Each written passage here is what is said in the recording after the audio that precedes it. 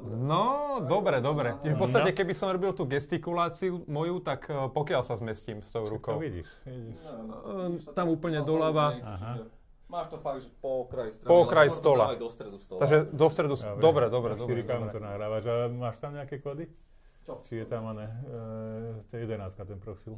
To je ten klasický. Ten klasický, dobre, takže nebudeš musieť s tým robiť. Takže 4K, 24 frameov, nie? 25 frameov. 25 frameov.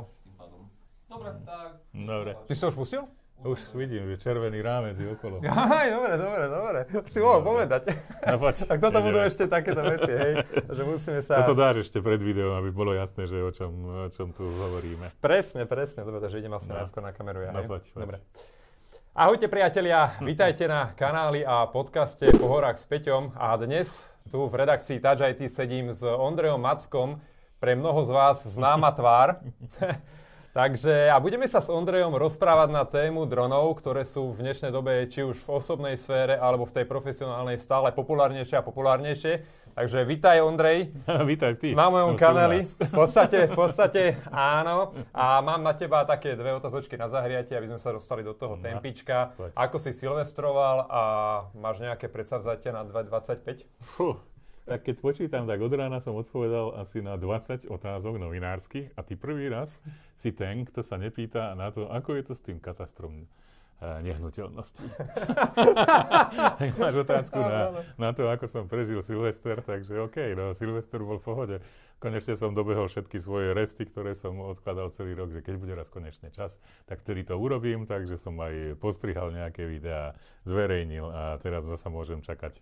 Čo vznikne také, že si odložím zase na tých pár dní Zlatého týždňa, kedy som reálne doma a môžem pracovať v pokoji. Si v takom šungu asi ako ja. Natočíš videá a potom ťa čaká nesmierne dlhé strihanie. No, mám už človeka, ktorý strihá, takže to je fajn, ale niektoré veci si strihám ja. Aj spravíš si to aj sám, jasné. Ondrej, ja ťa už sledujem veľmi dlhú dobu. No. Sledujem váš YouTube, kopec komentárov som tam pridal na Touch IT, ale predsa neviem všetko a rád by som sa dozvedel niečo viac, tak mi povedz nejaké tie základné infošky o tebe.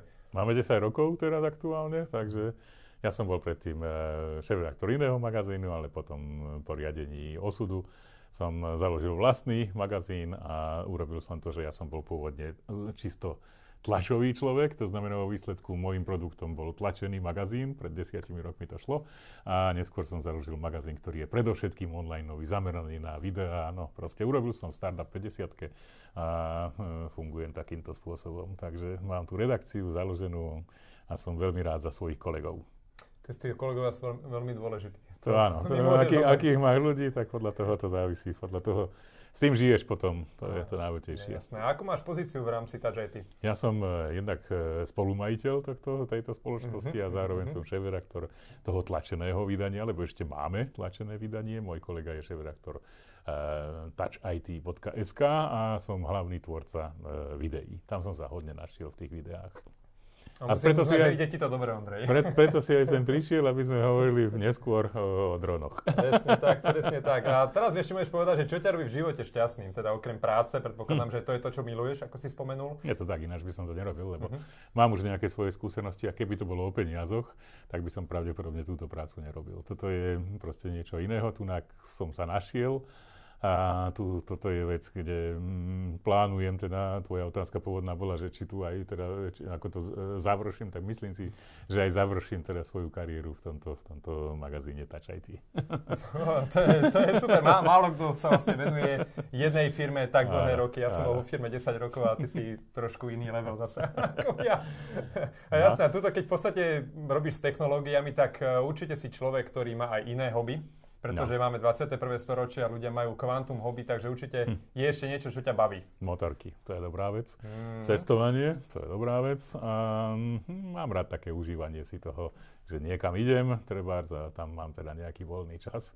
S manželkou sme boli na takých ako prírodných veciach, to ma hodne zaujíma, Island, Madeira a podobné iné veci. Tak to mám rád, keď mám konečne čas. Vietor vo vlasoch však. Áno, vietor vo vlasoch, takže takéto niečo si dávam.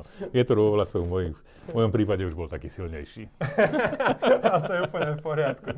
Dobre, no a keďže sme tu za účelom teda rozprávania sa o dronoch, ktoré som, ako som spomenul, veľmi rýchlo také rozvíjajúce sa odvetvie technológie, tak môžeme v podstate prebrať, alebo začneme tak, že čo sú vlastne skutočne drony a ako fungujú.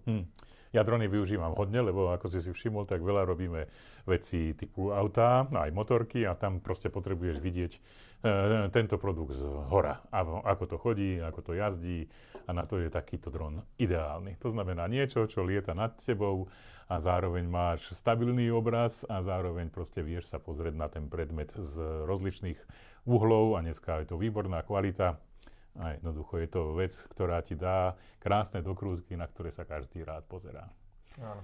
Cenové je to už dneska tak, že je to kúpiteľné. Ja keď som začal s dronmi, tak to bolo hodne nekúpiteľné. To bolo veľa rokov naspäť. Viacej ako tých 10, áno, viacej ako tých 10. Takže pred 12-13 rokmi som mal asi prvého drona a vtedy to bola investícia celoživotná. Ako keby do nehnuteľnosti, že? A samozrejme, že som ho rozbil. to je to riziko každého dronistu. A predpokladám, možno niektorí ľudia ani nevedia, že keď chceš ovládať dron, tak potrebuješ k tomu aj iné zariadenie ako práve to, ktoré máme na stole. Áno. Tak môžeš spomenúť, že čo k tomu dronu potrebujeme na také reálne fungovanie. Budeme ešte hovoriť o tých kategóriách dronov, takže existujú drony, pri ktorých to neplatí, ale pre väčšinu dronov je to tak, že máme drona a k tomu je ovládanie RC, remote control, teda vzdialené ovládanie. Dneska je to tak, že už tam nedávaš ten mobilný telefón ako displej, ale treba existujú také, že priamo sa pozeráš na to a vidíš ten obraz, ktorý sníma tá kamera. Takže fajn, lietaš si a vidíš to, ako keby si sedel vo vnútri toho, no nie celkom vo vnútri, ako keby si sedel na tej hornej časti toho drona. Existujú potom FPV drony, tak ako by som povedal, že si priamo v tej kabíne a robíš také akčné zábery a máš na sebe okuliare a si odizolovaný od vonkajšieho prostredia a tie zábery sú veľmi dobré. A tam potom prídeš na to, že aj keď pôvodne si nechcel skladačku toho drona, tak po pár pokusoch prídeš na to, že ty si vlastne skladačkár, lebo lepíš toho drona zasa dokopy a už máš potom customizované riešenie. Presne tak. A akí sú výrobcovia dronov? DJI je jednoznačná jednotka v tejto oblasti. To je zaujímavé, že to je čistá Čína. Čína bola vždycky tak, že oni kopírovali všetko možné, ale už dneska je to tak trocha inak, takže tí Číňania sú už dneska ľudia, ktorí majú svoj vlastný vývoj.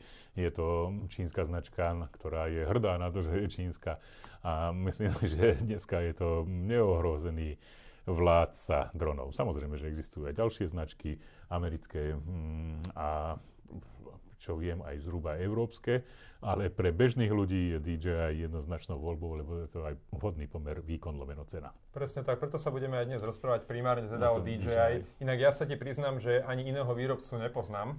Teda momentálne mi nedojde na ale jednoznačne tu kráľuje DJI, ako si ty povedal. Hej. Áno. A keďže máme teda s dronmi sú spojené aj akési prínosy a riziká, tak môžeš nám povedať niečo o aké sú prínosy tých dronov v reálnej praxi a aké skutočne riziká tieto drony môžu prinášať. Či už pre profesionálnu rovinu alebo osobnú rovinu. Urobíš zábery, ktoré by si normálne neurobil. Na to by si potreboval nejaké lietadlo, ktoré by s tebou lietalo a toto urobíš veľmi jednoducho. Tá nevýhoda je, že musíš vedieť lietať s dronom, nie každý to vie a proste vyžaduje to nejakú zručnosť. Tak. A za ďalšie potrebuješ aj nejaké povolenia na to, takže máme tu niečo, o čom budeme ešte samozrejme hovoriť. A zároveň nesieš istú formu rizika, že ten dron proste kde si narazí alebo spôsobí nejaký problém, takže na to tiež treba dávať pozor. Nevýhoda môže byť tiež toho, že ako úplne lacné zariadenie to nie je, že by som povedal, že teda to si môže každý dovoliť niekoľko desiatok kusov, to zasa nie, že treba trocha do toho investovať, ale nie je to nekúpiteľná vec. Áno, presne tak. A napríklad mne ešte došlo na teda, že tie rizika môžu byť nejaké špehovanie, pretože napríklad človek číta všelijaké články, že ľudia aj takéto veci robia. Po prípade kus very sa približujú na nebezpečnú vzdialenosť blízku. A toto sú veci, ktoré jednoducho, bohužiaľ, bežní smrteľníci robia a nemalo by sa to samozrejme. A samozrejme špehovanie ma ešte napadlo. Presne tak, to sú také tie nevýhody, ale keby sme tu chceli hľadiť tak pozitívne, tak ešte poviem pár výhod. Napríklad som bol na prezentácii dronov s umelou inteligenciou a bolo to založené na inteligentnom postreku vinice. Samozrejme, že som tam aj niečo vypil z toho vínka, ktoré oni robia, ale zároveň som videl, že ide prvý dron a ide druhý dron. Ten prvý dron rozpoznáva, kde na tom poraste je poškodený ten vinič a dáva informácie tomu druhému, nákladnému, ktorý obsahuje 40 kg postrekovacej látky a on na tom mieste postrekuje. To znamená, postrieka sa len to, čo treba a nepostrieka sa to, čo netreba. Takže aj ušetríš, aj to hrozno bude lepšie. Neskôr som to videl aplikované dokonca aj tu na Slovensku. Nedaleko Vinici, my sme v časti Rača, tak tu je také vinárstvo a naozaj to aj na základe môjho článku teda vyskúšali a celkom im to fungovalo. Fungovalo to. No. Dobre, super. Ešte aj minister poľnohospodárstva tam bol, prezentoval to, ale tak dobre, no. A sú aj potom nejaké také ďalšie veci, že napríklad, myslím, že Nemecko má na tom severe niekoľko ostrovov, ktoré sú ťažko zásobovateľné napríklad liekami a tie drony naozaj môžu byť akože tá budúcnosť kuriérnych služieb. Že vlastne doručovanie balík. To priletí k tebe, že to teda príde. Keď je to naozaj treba, tak ti donesie nejaký záchranný liek, takže OK. Vidím, že ty si veľmi zbehlý, Ondrej, si odpovedal na moju budúcu otázku, takže výborne. To bola vlastne otázka na osobné, teda aké je použitie osobné a biznis, takže na biznis, ako si povedal, týto postrekovanie, doručovanie balíkov, no a osobné to si ľudia robia pekné videjka na YouTube a podobne. No ešte sa to dá dotiahnuť do toho, že je to dokonca aj spojené s výrobcami automobilov, že ty, keď čakáš na kuriéra, vieš, ak je to, že kuriér vždycky potom ti zavolá, že už si tu, poď si dole zobrať balík a to je, proste ty si úplne v Trantárii, ide si inde a nebudeš tu chodiť po nejakého kuriéra, tak to vie fungovať tak, že ty vieš na diaľku otvoriť ten zadný batožinový priestor vo svojom aute a ten dron ti kuriér dron ti tvoju zásielku tam uloží a ty zase zavrieš ten kufor. Takže tak je super. To som videl na prezentácii Audi alebo čoho. No. To je veľmi takže takéto niečo môže byť, že by to naozaj reálne bolo. Lebo čakať na kuriéro s kuriérom a s murárom sa nikdy nedohodneš. Súhlasím. Ja s kuriérom určite. A je možné inak lietať s dronom aj v noci? Lebo toto človeka určite napadne. Ja som lietal, vieš, lebo napríklad ten nový dron, ktorý sme vyskúšali, ten sa volá, že toto je DJI R3. Pozerám, či to tu je niekde napísané, áno tu, DJI R3 a existuje R3S. A ten má navyše ešte ďalšie laserové snímanie prekážok a on má špeciálny nočný let a ja som s ním naozaj v noci lietal. On vie dokonca lietať takým spôsobom, že on sa vyhýba prekážkam. Takže napríklad v takých, vyštartuješ napríklad z pivnice alebo z garáže, z podzemnej garáže a on vyletí a dokáže snímať pozíciu stien a vyletí z tej garáže von a zase sa vráti zase dovnútra a vie teda aj bez toho, aby mal svetlo a vôbec, aby mal nejaký dosah na nejaké GPS-ko a podobne dokáže lietať. No predpokladám, že vlastne majú aj také svetelné diódy. No on je tam ten lidar, je tam taký ten najdôležitejší prvok voči tomuto a samozrejme, že má viacero kamier aj tu, keď sa môžeme pozrieť, tak tu je jedna kamera, tu je druhá, tretia, štvrtá. Ty sa vieš pozrieť okolo toho drona a zároveň aj do spodu to vidíš a tá hlavná snímacia kamera je potom tá vpredu a tam to veľmi súvisí s tým, že aká je kvalita a koľko je tých kamier. Presne. Teraz si inak ukazoval ten DJI Air dron, ktorý vlastne už patrí do istej triedy. Áno. To je C1, myslím. To je C1, no a preto ma to privádza k spomenutiu, že aj drony sa delia do tried. Máme tam triedy C0, C1, C2, C3, C4. Takže môžeme si povedať niečo k týmto triedam. 250 gramov to je tá najväčšia výhoda, keď máš drona. Máme také niečo, to sa volá, že DJI Neo. R-Neo, alebo tak nejako. No, to Neo je na konci a naozaj to je ten, čo som pôvodne povedal, že existujú aj také drony, ktoré nepotrebuješ to ovládanie, takže to je jediný dron, čo som ja mal, že nepotrebuješ diaľkové ovládanie a vieš s ním lietať, čo je super. Akurát kvalita výstupu nie je taká, že by si teda krochkal, keď vieš, čo dokáže takýto dron z inej kategórie. Takže späť k kategóriám. C0, menej ako 250 gramov, nepotrebuješ vodičák, tak povediac. Niečo také, takúto kartičku, ktorú my máme, pretože lietame s kategóriou C1.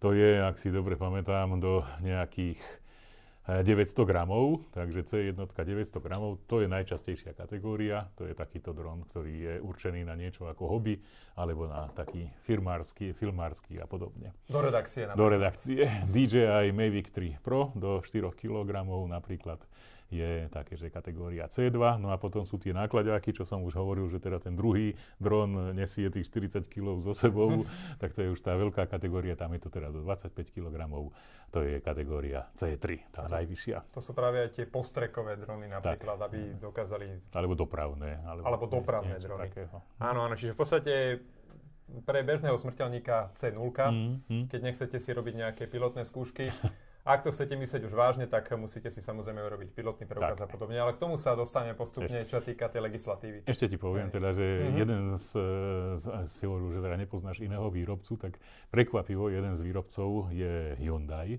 čo si ja pamätám, výrobca, a to som bol na výstave CES v Las Vegas a tam on prezentoval to, že to je teda fakt dopravný dron. To znamená, že on odvezie ľudí a je to dron. To znamená, že tam myslím, že 2 ľudia vošli do toho, to je taký taxík budúcnosti, že si neobjednávaš ako milionári úspešní na nejakých Nasdaq trhoch, ktorí si objednajú pri príchode na Manhattan svoj vrtuľník, ale si objednáš svoj dron, ktorý zastane tak, že zastane priamo na parkovisku na tvojom mieste a vysadneš z toho. Tak malo to byť v San Francisku, nebolo to v San Francisku. Ale boli tam zasa, čo som teda skúšal osobne, boli tam taxíky, kde nikto nesedel na mieste vodiča a najlepší môj zážitok bol vystúpiť z neho. Lebo som mal taký zvláštny pocit z toho celého. Ja som to sledoval, keď pôjdete po týchto konferenciách, používate tieto autonómne taxíky a všeličo, je to dosť zaujímavé. A toto všetko ma vlastne privádza aj k tej legislatíve, ktorá sa stále mení a musíme si to spomenúť, pretože mnoho ľudí, keď si chce zaobstarať dron, tak nemá vôbec informácie, čo treba splniť. A tu si môžeme povedať jednoducho na úvod, že aký je vlastne minimálny vek, s ktorým môžete pilotovať dron. Je to 16 rokov a kategória mimo tých 250 gramov už vyžaduje, aby ste mali teda nejaké dronové skúšky. Tá dronová skúška pozostáva z časti teoretickej a z časti praktickej. Takže najprv treba vedieť niečo o tých v rámci leteckého úradu, aby sa vedelo, že ako sa lieta, kedy sa lieta, kde sa nemôže lietať, to je najľúčejšie. A potom treba preukázať, že teda dron naozaj dokážete ovládať. Takže potom dostanete na základe niečo takého preukaz, ktorý my naozaj reálne máme. No a ďalšia vec je, že treba zaregistrovať toho drona. To sa týka aj tej kategórii C0, takže aj ten treba zaregistrovať a vo výsledku dostanete také krásne čísielko, ktoré si buď treba nalepiť, alebo nové drony umožňujú to, že tá informácia je zapísaná priamo vnútri a ten, kto to chce kontrolovať a vie to, tak si to vie prečítať. No, lepšie je podľa mňa na Slovensku si to vytlačiť a budí to taký dojem, že asi je to teda registrované. No. Tak by som to vizuálna povedal. Forma musí byť. Vizuálna, áno, papier nepustí. Dobre, takže registrácia dronu a zároveň tento preukaz. V minulosti to bolo, a dneska to už nie je, že treba mať poistený ten dron, čo je tiež veľký prípad, že teda kde poistiť a ako poistiť. Existuje zahraničná poisťovňa, ktorá to naozaj dokáže zrealizovať. A riešenie, napríklad ja som teda na Slovensku skúšal poistenie, myslím, že ČSOB som skúšal, keďže som vedel, že v Čechách to umožňujú a na Slovensku neumožňujú, lebo nevedia s tým ešte robiť. Allianz som skúšal, nič z toho nebolo. Takže na Slovensku to ostávalo tak, že teda v zahraničí treba poistiť. Cez Veľkú Britániu Cover Drone. Cover Drone, presne, to je také najlepšie riešenie, lebo je to online, nikde netreba chodiť a dá sa to tak vybaviť. No, treba len peniaze na to a teda neviem už teda, ako by to naozaj fungovalo, keby sa niečo stalo a že by sa teda niečo poistilo. To je poistenie jednak proti tomu, teda hlavne proti tomu, že niečo s tým dronom ja spôsobím. Proti hmotnej spôsobilosti. To znamená, že nie, že by som ja dostal peniaze za to, že som drona jak si niečo s ním si urobil, ale že som s tým dronom niekomu niečo urobil. Nejakú škodu. Takže na to je to mysleť. To je vlastne zákonná poistka na auto. Presne tak, také PZPčko. Čiže keď to tak zhrnieme, tak do 250 gramov stačí úplne registrácia na dopravnom úrade. No a keď chcete dron na 250 gramov, ktorý ako je tento DJI Airco, tak tam si musíte spraviť aj tie pilotné skúšky s tým, že dostanete takýto pekný vodičský preukaz. Vodičák. Existuje aj v elektronickej podobe konečne už. My len budeme mať občiansky preukaz v mobile. To je zase iná téma. Presne tak. No a čo sa týka ešte tej legislatívy, tak človek sa musí, pokiaľ teda lieta aj v prírode, musí sa riadiť aj inými záležitostiami, ako sú národné parky, ako sú chránené územia od 3 a vyššie. Čiže tu si môže povedať niečo, ako to zistíme. Cez aké aplikácie? Pretože máme dve aplikácie na to. Je to tak, ja to niekde tu mám, takže mám dron, aplikácia, ktorá naozaj pekne ukáže, že ako je to s lietaním, má kompletne pokryté Slovensko, je to super a takisto mapy.cz, to je veľmi dobré riešenie, opäť pokrytie Slovenska. Zároveň ono to funguje aj takým spôsobom, že keď s tým dronom, napríklad v Bratislave, ja som skúšal v okolí letiska lietať, tak on neumožní lietať v niektorých častiach, ktoré sú proste zakázané. A existujú viacero typov zakázaných sfér a jedna z nich je taká, že si síce blízko pri nejakej tej časti vojenskej alebo letisku, ale vieš požiadať cez svoje telefónne číslo, že áno, budem dávať pozor a nebudem lietať viacej ako 50 metrov vo výške a oni ti to fakt umožnia a potom ten software ti umožní vzlietnúť. Takže sám v sebe má tento dron niečo také akože mapu tu, ale treba neustále aktualizovať, aby to fungovalo a mať teda také údaje. V podstate, čo viem aj z tej aplikácie, pretože ja to tiež osobne používam, že sú tam zóny červené, to sú tie letiská, nejaké elektrárne, potom je tam zóna modrá, ktorá je tiež na vyžiadanie. Tak, presne. A oranžová a žltá zóna. Presne. Čiže taká najnormálnejšia je tá žltá zóna, kde môžete lietať všetci. No a potom na odomknutie je práve tá modrá a tá červená. Tá červená, áno. Na tú červenú, to som sa nedostal ešte, že by som si odomkol červenú, ale na nižšie úrovne som sa teda zatiaľ dostal. A toto odomknenie inak tých zón prebieha priamo v aplikácii? Priamo v aplikácii. Tam ona sa vyžiada, že tu nemôžem lietať, ale máš takú možnosť, že požiadaj a ty to fakt len zadáš, svoj súhlas vyjadríš a ak ti to teda napríklad tá riaca väža v mojom prípade letiska umožnila, tak môžeš lietať. A to sme naozaj zrealizovali a aj sme lietali dosť blízko pri letisku. A pochopiteľne je tam tá, ja by som dal zákonná požiadavka, že môžeš lietať maximálne do 120 výškových metrov. Tak, on ti tá aplikácia aj neumožní ďalej odletieť vyššie, takže tak. Je tam tá limitácia. Popravde, nejako to oklamať som zatiaľ neprišiel na to, že ako by ten dron neprišiel na to, že kde je podľa GPS-ka, takže zatiaľ je to tak, že treba dodržiavať. Áno, určite treba dodržiavať, hlavne keď človek publikuje tieto videá aj verejne, tak treba rešpektovať zákon. A ten úrad si dá na teba pozor, keď si pomerne známy. A trebárs nemáš to všetky povolenia, tak keď máš dosť dosahu na YouTube, tak si zároveň kontrolovaný človek. Vieš, presne takže tak, to čiže treba dopravným úradom alebo ministerstvom životného prostredia. Áno. Dobre, tak v podstate, čo týka aj tej prevádzky dronu, tak vždy sa môže stať aj, že nás tým dronom narazí, že havárie a tak ďalej. Čo sa stane? To sa stáva. Povedz mi takú najúsmevnejšiu situáciu havárie. Ešte poviem teda predtým, ale teda toto je tu, keď to teda vidno, že toto je náznak toho, že máme nejaký problém. To je najčastejšie, že sa vám tieto vrtule polámu. Opotrebujú. Áno, opotrebujú, olámu a podobne. No a to nie je nič. Čo sa mne stalo reálne je teda, že naozaj s dronom predchádzajúcej verzie som vletel do vysokého stromu. To je najväčší problém, že on nedokáže rozpoznať, hlavne na jeseň, keď lietaš, tak veľký problém sú stromy bez listov. On to nevie rozpoznať, no ja som samozrejme vletel do stromu vysokého, strašne 20 metrov hore. No a teraz, čo s tým? No tak som skúšal, že teda vylezie. No má skús liesť na palbu a podobne. To je dosť reálne. Nemáš predchádzajúce skúsenosti, žiadnu výbavu, že by si mal nejaké korčule elektrikárske na nohe a podobne. No takže bol piatok po obede, takže som začal riešiť tento prípad, tak som zavolal kamaráta, policajta. Pomôž, nemáš nejakého známeho? Mám, pravda. Takže došiel s výsuvným vozíkom a dostal ma do nejakej výšky, no ale nie dostatočnej. Takže som ja naozaj liezol z toho vozíka, ktorý ma zdvihol do takej 3/4 tej výšky a na strom som sa dostal a ďalej som liezol hore po ten dron.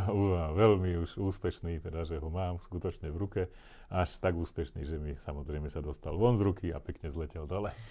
Ale môj hlavný účel bol dostať tú SD kartu, lebo som mal krásne zábery, takže to ostalo. A keďže som mal poistenie drona, čo vždycky odporúčam, tento raz hovoríme o inom poistení, to znamená poistenie od výrobcu na to, že je to teda, že pomôž mi, keď sa mi niečo stalo, tak to nebolo také drahé. No. Takže vo výsledku zážitok na celý život a ešte som sa k nemu dostal nie až za také veľké peniaze. Presne, tak ono treba prizvukovať, že vždy, keď si kupujete dron ako začiatočník, tak vždy si kupujete to DJI poistenie. Treba si to kúpiť nie je to až tak lacné.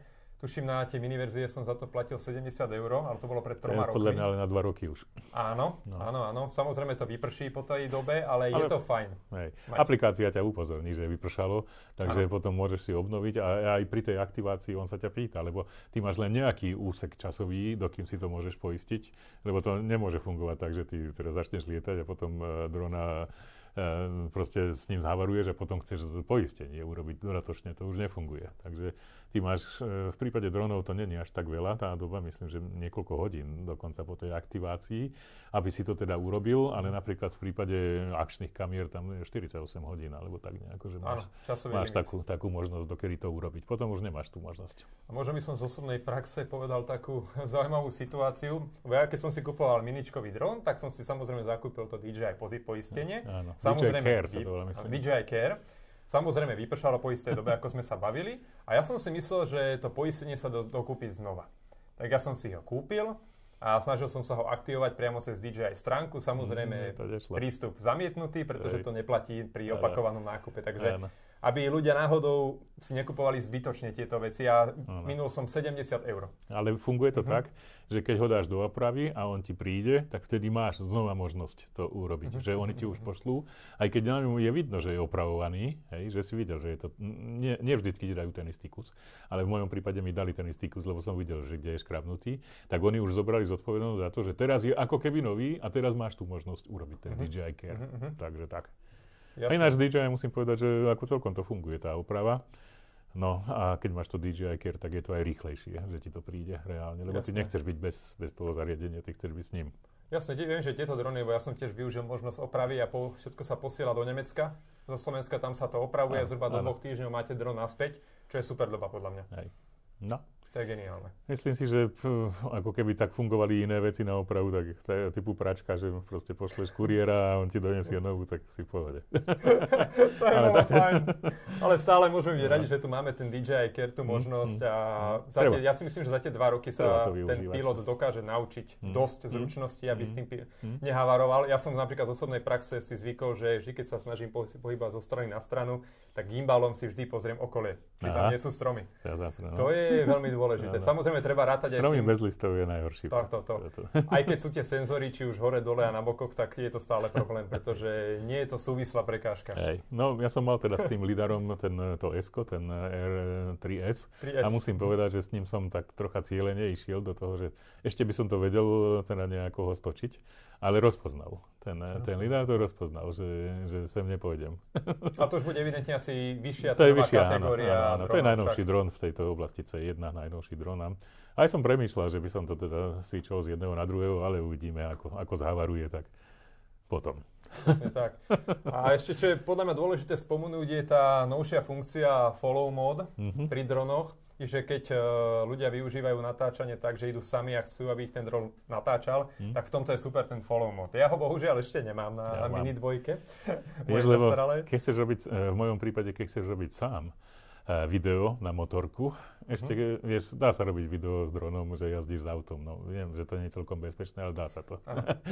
Ale na motorke je to dosť veľká ako akrobatická operácia. Takže, lebo tam proste nemáš nejaké ďalšie veci. Tak tam ten follow mode je tak povedať jediné riešenie, aby si urobil dronový záber. Ja ti poviem takú kurióznu situáciu. Ja som išiel na bajku Moravskú cyklotrasu a ja keď mám tu DJI 2, tak to nemá ten follow mode a ja som proste ovládal ten DJI priamo z bicykla. Je to dosť nebezpečné, ale podarilo sa mi niečo natočiť, ale nie je to ideálne. Preto si radšej treba kúpiť ten dron s follow modom. Myslím, že tuším od 3 už je follow mod. Áno, to je vyššie. DJI Mini 3. No ja mám ešte urobené tak, že ten diaľkový ovládač mám také, z AliExpressu som si kúpil taký pripevňovač na volant. Takže ja to viem položiť pred seba, vieš, a potom minimálne len niekedy potrebuješ zasiahnuť, ale stále vidíš. Tak je to také vylepšenie.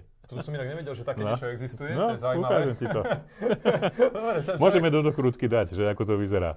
Napríklad, to je inak dobre, vidíš. Dobre. Aj niečo diváci sa dozvedia, aj poslucháči, a niečo som sa dozvedel samozrejme aj ja. Dobre, no a teraz si poďme povedať niečo, poďme teda od prítomnosti do budúcnosti. Fúha. A poďme si povedať niečo, aké inovácie čakajú dronov, respektíve čo by si ty očakával, čo čaká drony. Ja viem, že dneska je to vymakané. Moja vizionárska gula. Čo mi povieš? Je to tu.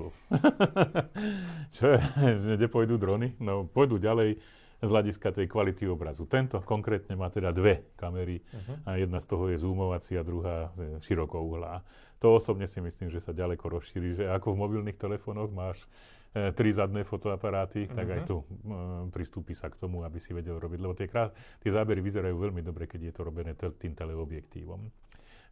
Pretože je to také detailné, a ty nemôžeš lietať presne nad tým autom, ty chceš lietať v nejakej vzdialenosti, takže ten teleobjektív je super na to. Takže osobne si myslím, že toto sa veľmi výrazne vylepší. No a veľký problém býva táto vec tu vzadu, a to si myslím, že sa tiež vylepší, že tá batéria, tá musí vydržať viacej, lebo takto máš 20 minút a musíš vlieť zasa naspäť a tých 20 minút len vtedy, keď není minus 5 stupňov. Človek v podstate musí so sebou nosiť kombo, viacero batérií, aby to dokázal obslúžiť. Kombo je vec, ktorá umožňuje nabíjať batérie s takým trebárs 3 batérie a výborná vlastnosť pri novom DJI je, že ty vieš preniesť batériu medzi tými batériami, energiu medzi tými batériami, že keď máš jednu tak na polo, jednu na tretinu a druhú do 3/4, tak vieš tú 3/4 nabiť naplno z tých ostatných batérií. Takže máš svoj zdroj, vieš, a je to len potlačenie jedného tlačidla a vieš si preliať tú energiu. Takže vieš naraz dlhšie lietať. To je super. To je dobré. Paráda. Takže toto sú zhruba nejaké inovácie, čo by si čakal. Dobre, samozrejme sa to môže vyminúť hociakým smerom. To sa môže. No, tá bezpečnosť musí byť ďalej posilnená, aby si tým mal to umocnenie toho, že máš bezpečnosť. A to, čo som videl pri tom Neovi, je, že aby si dostal ten zážitok z toho drona pre bežných ľudí. To je riešenie pre človeka, to funguje takým spôsobom, že tam máš to na ruke a teraz tlačíš tlačidlo a volíš jednotlivé režimy, ktoré ťa budú followovať. Vieš?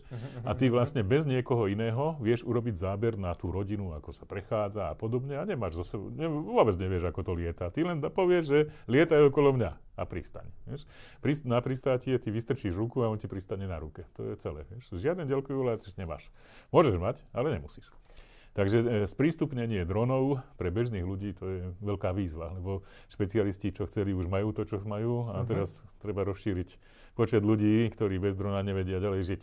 Inak, keď si spomenul to pristávanie na ruku, tak osobne ja by som to už do budúcna neskúšal. Raz som dostal veľmi nepekne po rukách, pretože predtým som ho utopil a jeden motorček nefungoval, automaticky ho začalo zvažovať priamo na ruku. Je to dosť nepríjemné, takže odporúčam vždy zlietať zo zeme a z pevného povrchu.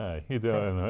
AliExpress predáva takú pristávaciu a vzlietavaciu plochu. Tak, nejaké 3 eurá to stojí, tuším, alebo tak. A čo by som ešte možno do tej inovácie pridal, hlavne ten dolet toho dronu, jednoducho.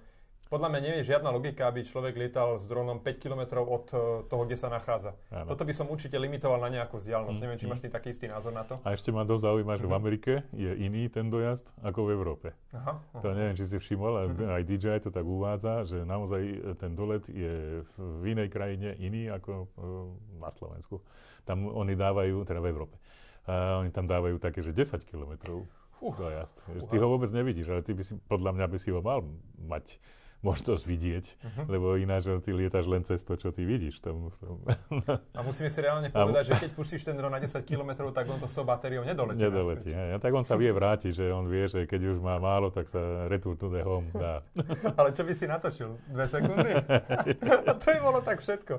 A ono tie drony dokážu lietať pomerne rýchlo. Neviem, aké sú tam presné hodnoty, možno aj 50 km za hodinu. Takže... No v tom športovom režime, my keď lietame tak, že zachytávam, že auto ide rýchlo, tak viem, že môj kameraman má tak hatá niekde okolo 40-45 kilometrov za hodinu, aby to vedel stíhať okolo mňa. No vieš, keď máš nejaké športové auto a tam chceš urobiť ako z 0 na 100 za 3,2 sekundy, tak to veľmi nechytíš na drona. No. To je pravda, ale pritom napríklad v športovom režime je skvelé, že ten dron aj pri silnejšom vetre drží perfektne balans. A tá AVA tam myslím, že vie, to je teda ten FPV dron, že sedíš v tej ako prvej pozícii, tak ten vie také lepšie robiť tie akčné zábery.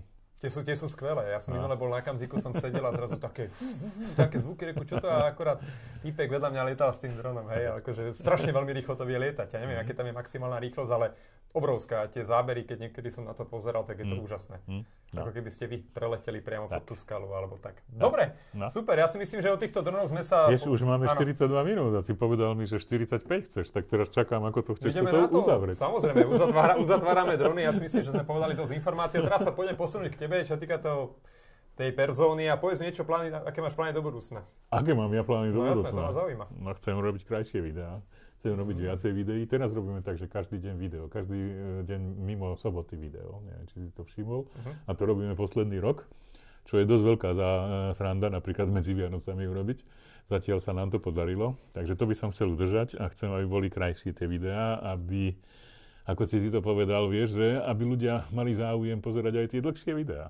Vieš? 50 minút, aby to vedeli pozerať. A na to ty musíš zaujať toho človeka niečím. Lebo jedna vec je, že začne ti pozerať, ale potom to začne preskakovať. A to by som chcel, aby sa nedialo.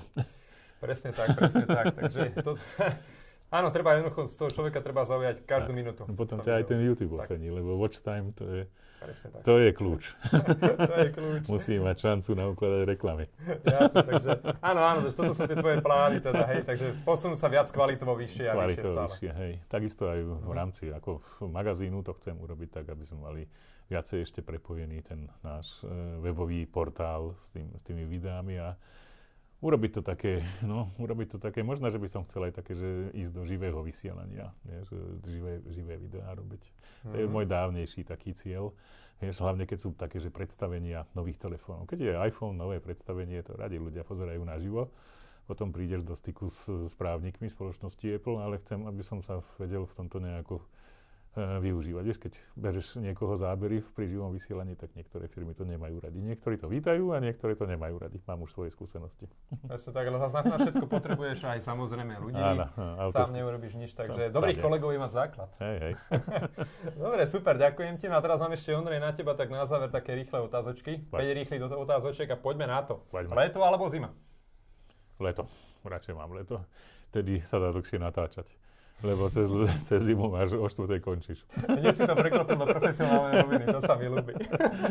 Dobre, super. Druhá otázka. Preferuješ videotvorbu ohľadne dronov alebo mobilných telefónov? Ohľadne mobilných telefónov. Tam si myslím, že to je ten môj základ, kde som ja začal a tam sa celkom cítim taký dosť dobrý, ale keď natáčam video, neviem, či to máš medzi rýchlymi otázkami, tak radšej natáčam niečím iným ako mobilným telefónom. Ďakujem, súhlasím. DJI akčná kamera alebo GoPro? No, tak otázka kedy teda odpovedia, dneska, to znamená v roku 2025, tak jednoznačne DJI Osmo Action 5 Pro. Na rozdiel od GoPro, ktoré zaspalo svoju dobu a neviem, či to niekedy dobehne. Ak to chce urobiť, tak dneska nabudovať jednopalcový snímač. Na ten už čakám 2 roky. Podľa mňa to mali urobiť pri Desine, keď mali 1.0. Vtedy mal byť jednopalcový snímač a vtedy by si udržali to, čo každý považoval, že akčná kamera, áno, GoPro. To je ako pred 20 rokmi. Idem si kúpiť mobilný telefón. Aha, Nokiu. No dneska, kde je Nokia? Kde si Nokia? Alebo česká THR si robí srandu vždycky z HTCčka. Takže je to tak. Dobre, takže DJI za mňa tiež. Ja mám aktuálne GoPro 12, ale ten obraz je strašný. Hlavne večer. Aj keď je zamračeno. Vyzerá to hrozne. Dobre, 4. otázočka. Mesiac bez cestovania alebo bez mobilu? Mesiac bez mobilu by som neprežil, ale keď bola korona, tak som prežil mesiac bez cestovania. Nebolo to dobre, ale prežil som to. Ale mesiac bez mobilu som neprežil. To je pravda. Minulé som mal rozhovor s Jožom Telemom z Dobrodruha a ten povedal presne opačne. Takže je to všetko otázka preferencií. Samozrejme. Jasné. No a posledná 5. otázočka je Apple alebo Android? Ja som androidový človek, ale môj kolega Roman Kadlec, ten je čistý dneska. Roman je Appleák. Appleák a to je dobre, že sa potom v rámci nášho portálu Tačiť sa stretávajú tie dve veci a dokopy to vznikne, lebo každý je nejak orientovaný, buď sa ti chutia hrušky alebo jablká, tak aby si mal čo vybrať. Takže predpokladám S24. Ale som jeden z mála človekov, ľudí na svete, ktorý sa stretol so Steveom Jobsom. Je to tak, dakedy, veľmi dávno. Vtedy som nevedel, kto to je. Ale aspoň si našiel. Neskôr som na to prišiel. Tak, postupne dodatočne. Dobre, ďakujem. A čo by si ešte, Ondrej, našim poslucháčom a divákom odkázal? No čo? Z tvojej dlhoročnej praxe. Z mojej dlhoročnej praxe. Ak chcete niečo robiť poriadne, tak to vyžaduje určite talent, ale hlavne to vyžaduje veľa úsilia. A to si myslím, že to je to najútešie. To, čo chcete robiť, aby ste robili poctivo a potom sa to vyplatí. Ale treba to robiť dlhodobo poctivo. Presne tak, takže nie iba vyletieť za 2 roky Hej, a vyhorí. a potom sa rýchlo padá. Alebo sa vyhorí, alebo sa potom rýchlo padá veľmi dole. Výsledky hneď neprídu, ale počasie áno. Áno, to je presne aj s YouTubeom. Ja to tiež takto sledujem, že ešte za 3 roky som sa v podstate možno nikam nedostal. 3 roky je dneska málo. Dneska je veľa ľudí, čo skúšajú YouTubeovú zlatú baňu. Jasné, dobre. Pravda. Ondrej, ja ti veľmi pekne ďakujem za tento prínosný rozhovor. Budeš to strihať? Toto? Či dáš to v jednom? To všetko ostane samozrejme. Ja ti veľmi pekne ďakujem. A potom redakciu Touch IT môžete nájsť klasika na YouTube. Ste teda aktívni aj na Instagrame. Je to tak. Aktívni na Facebooku. Takže pozerajte si všetky možné videá. Ja to sledujem pravidelne, odporúčam. No a priatelia, toto bol teda dlhoročný šéf-redaktor redakcie Touch IT Ondrej Macko. Ďakujem, pozdravujem vás. A my sa uvidíme na budúce pri nejakom ďalšom videu alebo podcaste. Pekný zvyšok dňa. Čaute.